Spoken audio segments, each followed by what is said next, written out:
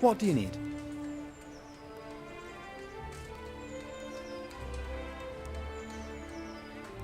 Good luck then.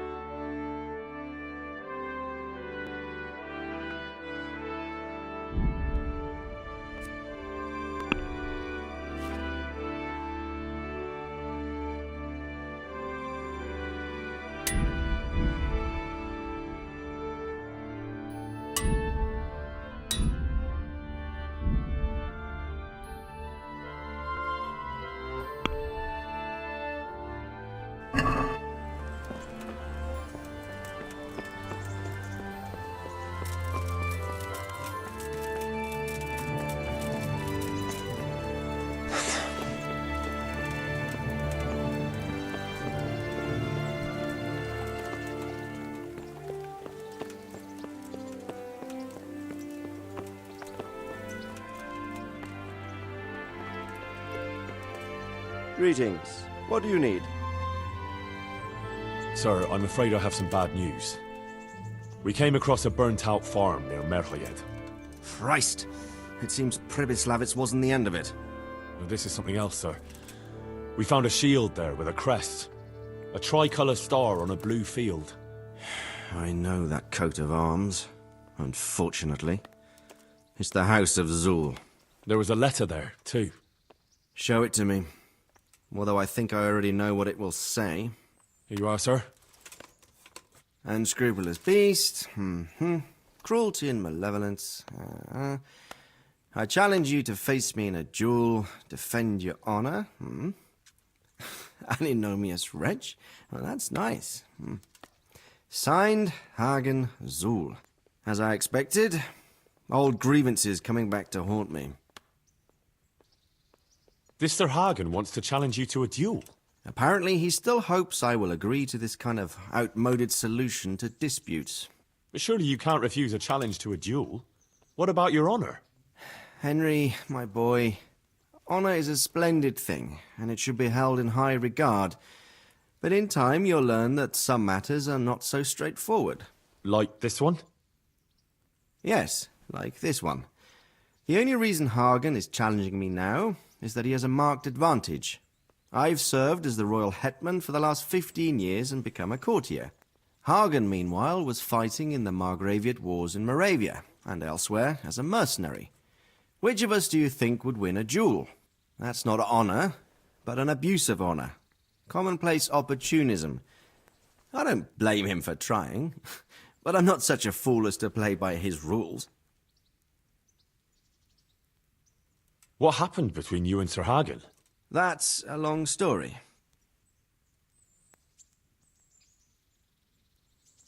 Well, I'd like to hear the whole story, sir, if you wouldn't mind. Very well. It began in the first year of King Wenceslas's reign. He sent me to resolve a dispute between the Zuls and a neighboring house. It concerned land boundaries. The Zuls had refused to accept the ruling of the land court. His Majesty's position was a little shaky after his coronation. So a decision was made in the royal court to take radical action against any dissent in the kingdom. Since the Zul family was defying the king, we were obliged to punish them. Harshly, as the circumstances demanded. The head of the family, Hagen's father, was hanged, their castle razed to the ground and their property confiscated. So, they're out for vengeance. But you acted according to the law. Would it were that simple, lad. I was young and didn't realize the repercussions it would bring. For one thing, the king didn't use it to strengthen his position. On the contrary, he took less and less interest in such affairs. How come? Because he realized things would eventually sort themselves out. He promoted me to royal hetman, leaving him to pursue other interests. Secondly, my actions essentially created another band of robbers. When you strip a nobleman of his property, you can't expect him to take to begging. And thirdly, I wasn't aware at the time that the other party to the dispute was distantly related to me. Naturally, that made it look like I was acting in self-interest. If I'd known what I know today, I'd have been a lot more circumspect. Well, what are we going to do about this? You and Kuno's band will just have to deal with Hagen and prevent further mayhem. The longer he's marauding around these parts, the greater the chances that I'll finally have to succumb to his conditions. So you'd fight him, if it came to that? Let's hope it doesn't come to that. But maybe there's something else behind this challenge. Maybe it's coin he's after. Who knows? All right. We'll deal with him, sir. I'm sure you will, Henry.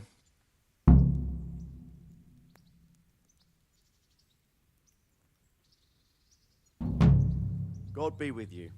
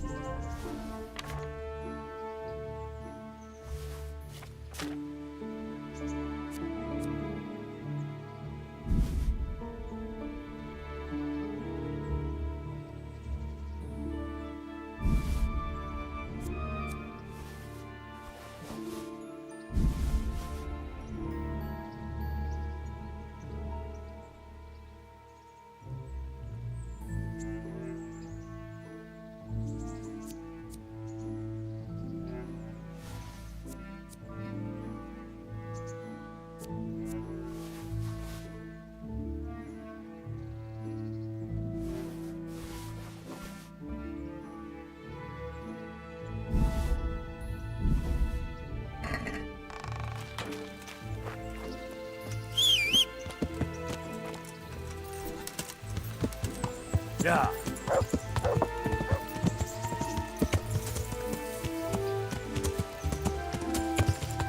Yeah.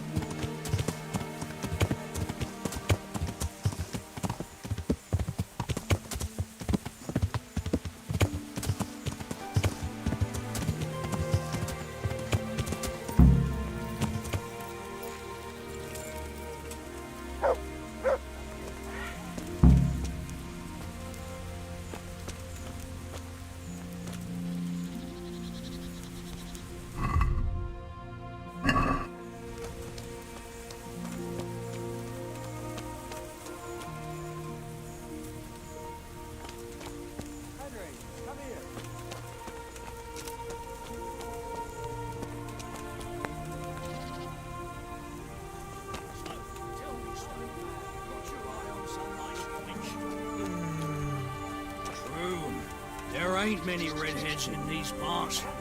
Remember those three sisters in Colleen? What were they called again? I'd been to see Sir Radzig. So how did he take the news? Well, he wasn't exactly happy about it. I can well imagine. I wouldn't want the Zulls plundering my estates either. If I had any. He wants us to carry on patrolling the area. There's nothing else for it. That makes sense. I don't think he'll come to us. So we'll just have to hope we run into him. I'd like to check out the big forest to the north, and then carry on via Ujits. Sure. Mount up then, and let's go.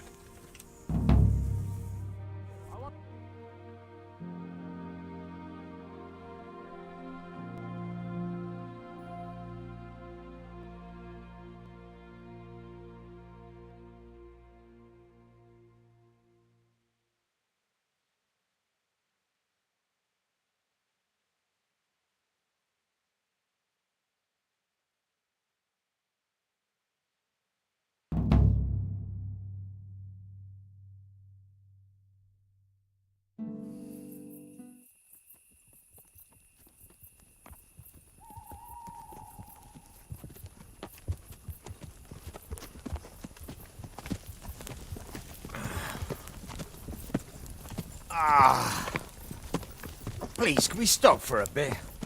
My arse is aching, and I've such a thirst I could drink a moat dry. Same here. What do you say, Chief? Not to worry. We'll reach Ujits soon. We'll spend the night there. I heard they've got a peculiar priest there. They say he drinks like the devil himself. There's nothing strange about that. Every other man of the cloth is a swill pot. Or a lecher. Or both.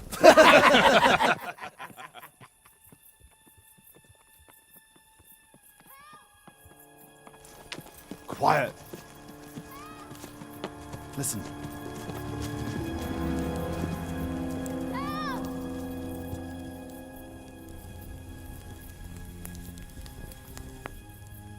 For the love of God, help!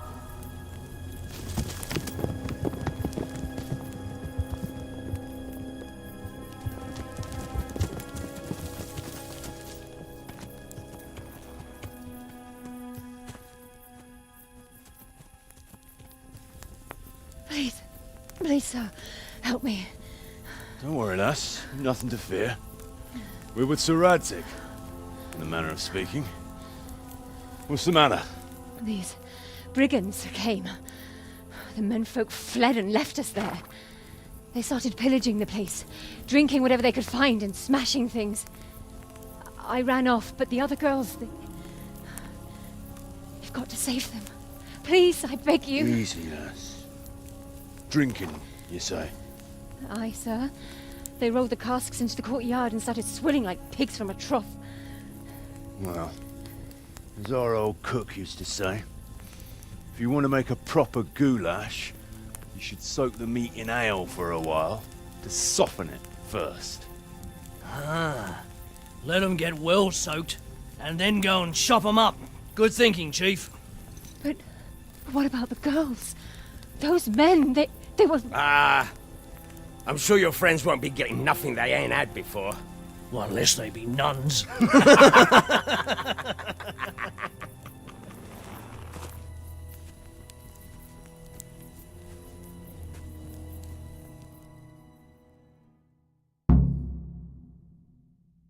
Kuno, the girl's right. If we delay, her friends will pay the price for it. I appreciate your advice, Henry. But it's caution that'll keep you alive, not chivalrous deeds.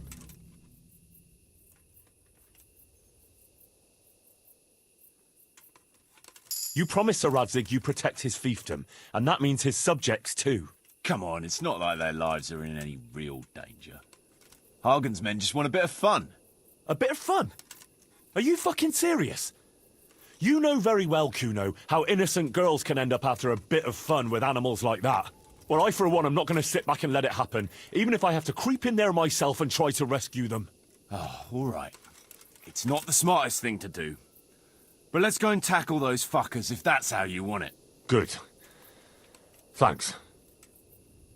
Right. We better try and save those girls from Hagen's brutes. Let's go!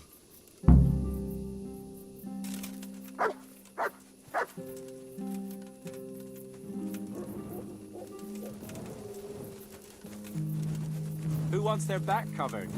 My right arm is stiff since last night. Cover that side for me. It's all in the wrist dangler. And best to take off your gauntlet first, so as not to do yourself an injury. Still, it's always good to have your helmet well polished before battle. Thanks for the invaluable advice.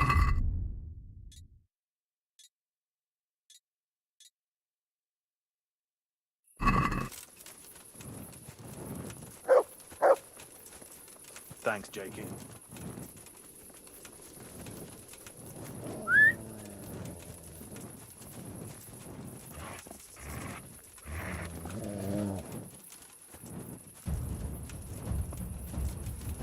Call that.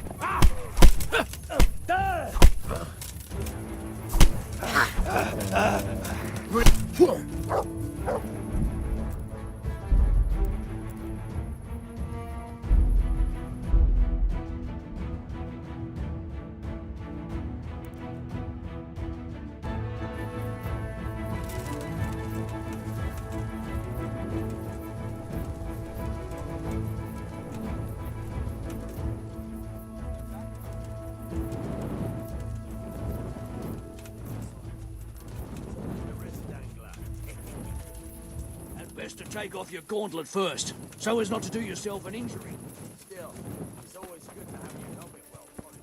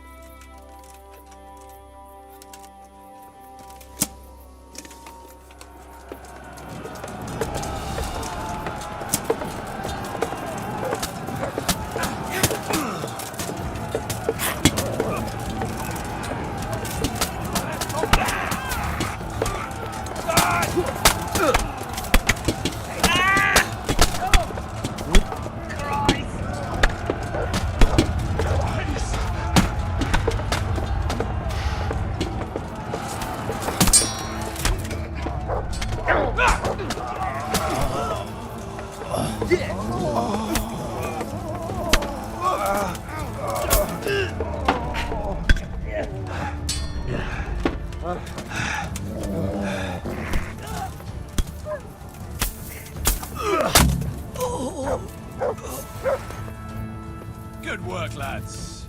So, where's those damsels we so gallantly rescued? That's it, Wendy.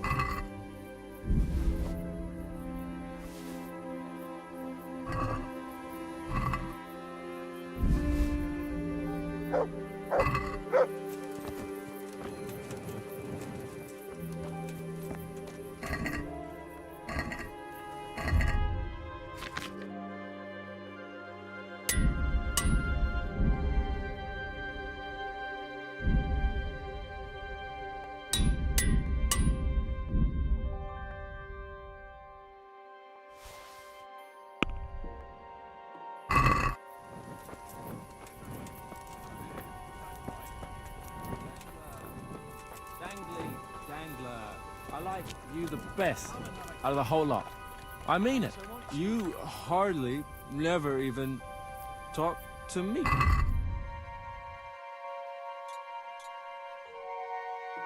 I still like you. Up for a game? Always. I've got some nice little items to wager. What do you say? Well, that depends what you have. I've got a shield, a jupon, and a very fine embroidered hat. The shield's got the Rickfald crest, a nice piece, handles well, and tough enough to take quite a battering. Then I've got this combat jupon. Not only does it look good, but it'll help keep your skin in one piece. And then there's this noble hat. It's not a lot of use on the battlefield, but if you want to look elegant around town, it'll certainly make a big impression on folk. And the girls will be fainting at your feet. I like the sound of that shield. I'll play you for that. All right, but what will you wager? You'll have to make it worth my while. After all, fine things like these here don't just grow on trees. This should be enough, right? That'll do me. Let's play.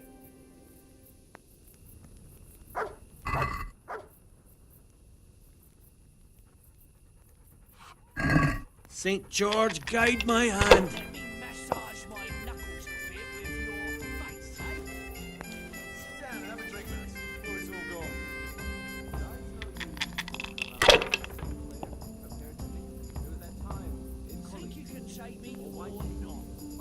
Use your head, man. You'll lose everything. Ah, come on, it's time I had a throw.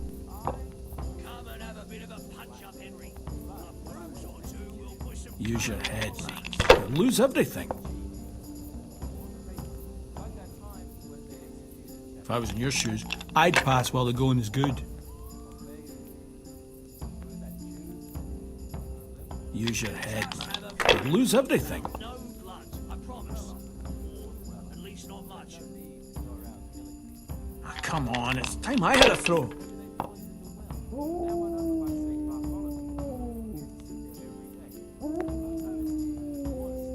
I can't follow your way for that.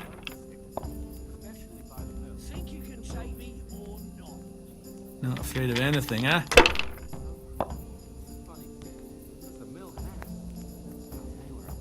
Use your head, man. You'll lose everything. I'll give you a chance to show what you're made of. If I was in your shoes, I'd pass while the going is good. Not afraid of anything, eh? Come and fight nicely, so I don't have to start making insults about your... Fucked! Again.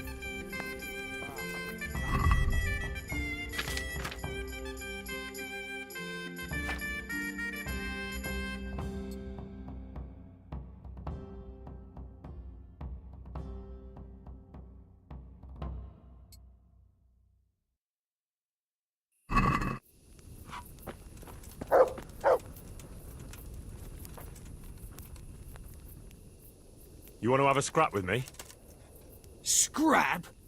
That's putting it in vulgar terms. I want to challenge you to an honourable bout of combat. You've nothing better to do right now anyway. All right, but let's make it a bit more interesting. You're a man after my own heart. Tell you what, let's make it a lot more interesting. Well, a wager like that will bring a bit of excitement into it at least. You're very sure of yourself, ain't you? Well, you're not the only one. So let's do it.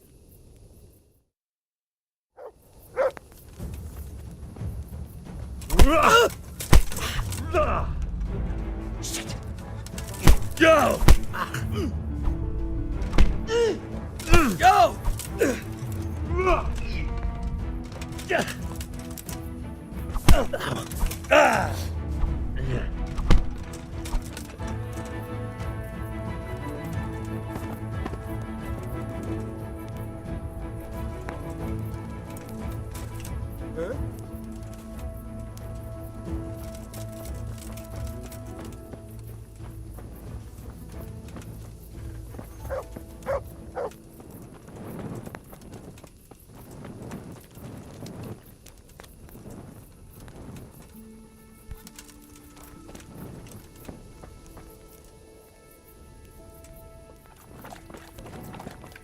come and join us. If you don't want wine, you can always have some milk. Great. Expects me to tell some entertaining anecdote from my travels.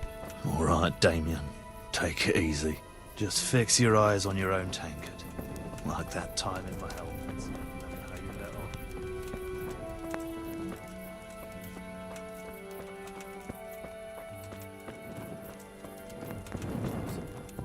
Talks to you. You kept your mouth shut and stared at the table.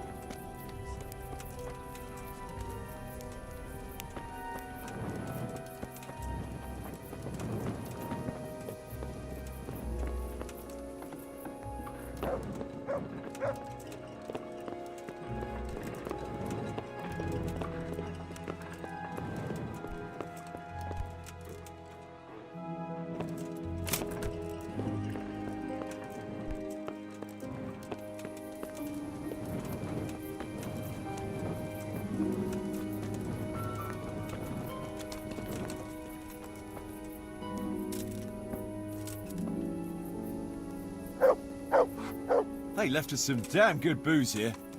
And as my old man used to say, the fire of battle must be quenched. Of course, the only battle he was ever in was with Ma. But still, it fits. Anyway, I hope you'll drink with us. Sure. Why look a gift horse in the mouth? My words exactly. Me and the lads were just saying how we know nothing about you. Most of the folk around here have hardly been further than the village market. But you must have seen a thing or two. That I have.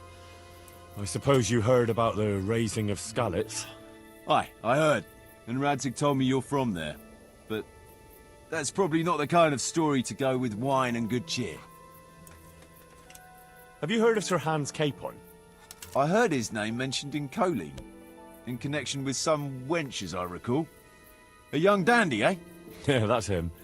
He's going to inherit Rat-Eye once he comes of age. I run some errands for him now and again. Well, once we were at the baths together, and his lordship wanted to seduce one of the bath maids. Naturally, that's what the baths are for. Among other things. Yeah, but with Sir Hans, nothing is ever straightforward. First, I had to play strip dice.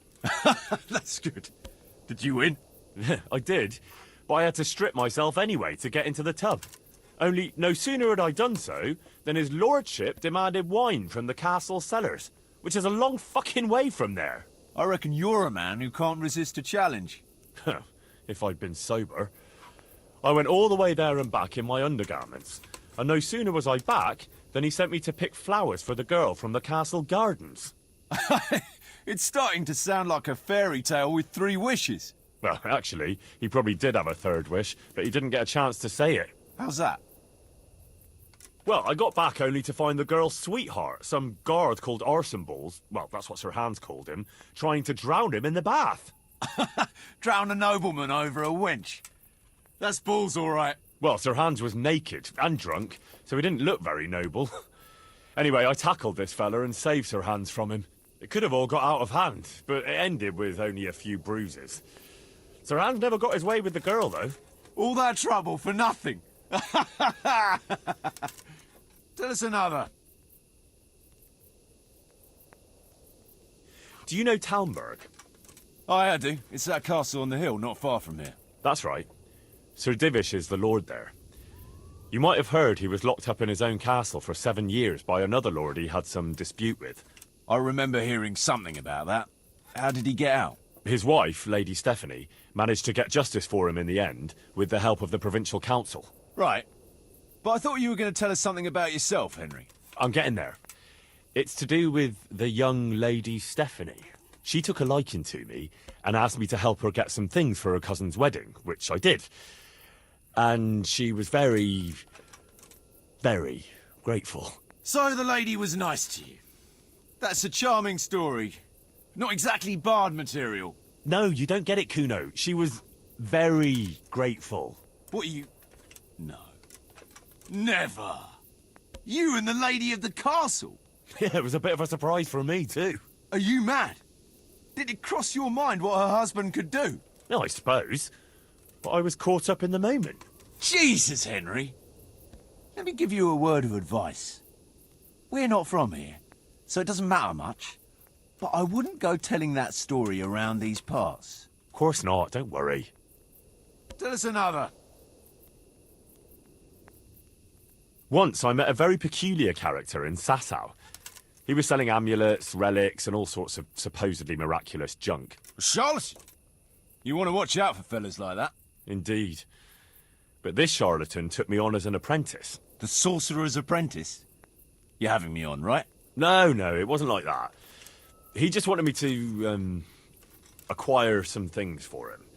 Nothing too difficult, so I did it. What kind of things? Like a tooth from St. Procopius, for instance? What? Relics like that don't exactly grow on trees. Oh, of course. So instead, we settled for a tooth from some labourer called Procopius. So this fella was walking around with a mouthful of relics. How did it end up? Well, in the end, the charlatan was driven out of town by an irate mob. I was lucky they didn't lynch me instead. Nobody likes a swindler, that's for sure. A nice story, but let's just drink.